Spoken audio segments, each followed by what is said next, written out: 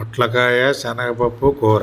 కావలసిన పదార్థాలు: నూనె, ఉప్పు, కారం, ఆవాలు, జీలకర్ర, ఎండుమిర్చి, మినపప్పు, కరివేపాకు, పొట్లకాయ ముక్కలు.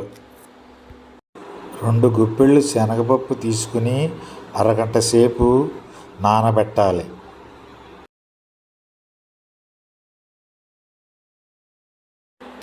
ముందుగా స్టవ్ వెలిగించి మూకుడు పెట్టి నూనె వేసి మినపప్పు, జీలకర్ర, ఆవాలు, కరివేపాకు, మిర్చి వేయాలి.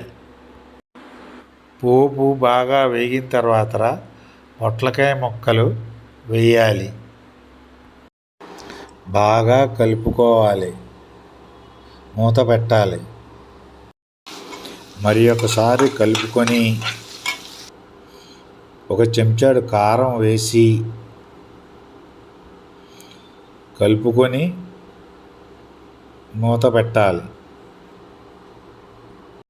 2 విజిల్స్ వచ్చిన తర్వాత కుక్కర్లో శనగపప్పు తీసి స్ట్రైనర్లో వేసి వార్చుకోవాలి.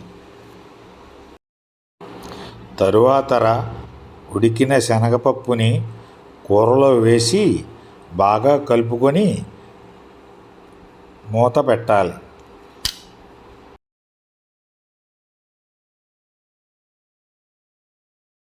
మరి ఒకసారి మూత తీసి కలుపుకొని సర్వ్ చేసేసుకోవడమే. అంతేనండి, పొట్లకాయ శనగపప్పు కూర రెడీ.